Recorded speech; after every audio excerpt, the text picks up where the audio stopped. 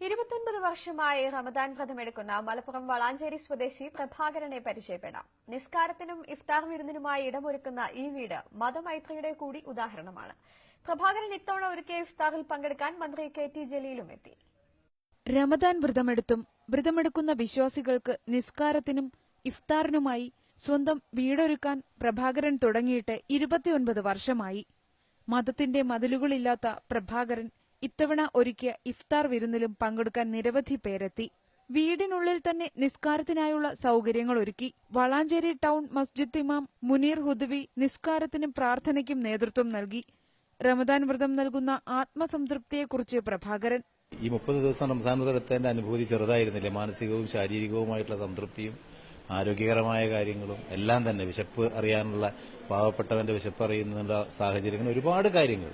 അതുകൊണ്ട് തന്നെ എന്ത് വില കൊടുത്തും ഇനി ജീവിതകാലം മുഴുവൻ ഈ റംസാൻ വ്രതം അനുഷ്ഠിക്കും. ഒരു ദിവസം പോലും അത് മിസ്സാക്കില്ല എന്ന ദൃഢനിശ്ചയം തന്നെയാണ്.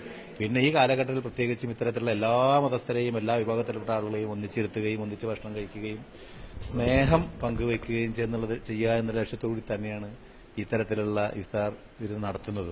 നിസ്കാരത്തിനു ശേഷം മുറ്റത്തൊരുക്കിയ പന്തലിൽ പ്രഭാകരനും കുടുംബാംഗങ്ങളും ഇഫ്താർ വിരുന്ന് വിളമ്പി. മന്ത്രി കെ.ടി. ജലീലും ഇഫ്താറിൽ പങ്കെടുത്തു.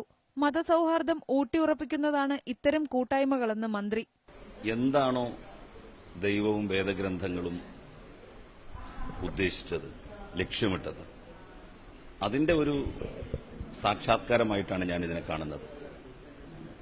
ഇങ്ങനെയാണ് വേണ്ടത്. പരസ്പരം അടുത്തറിയാൻ, ഇടപഴകാൻ അവസരങ്ങൾ ഉണ്ടാകുമ്പോഴാണ് നമുക്ക് അപ്പുറത്തുള്ളവൻ എന്റെ ശത്രുവല്ല എന്ന് ബോധ്യമാകുന്നത്. പരിസ്ഥിതി സൌഹൃദ ഇഫ്താറാണ് പ്രഭാകരൻ ഒരുക്കിയിരുന്നത്. മതങ്ങളുടെ അതിരുകളില്ലാത്ത നിരവധി പേർ ഇഫ്താറിൽ പങ്കെടുത്തു. ന്യൂസ് 18 മലപ്പുറം.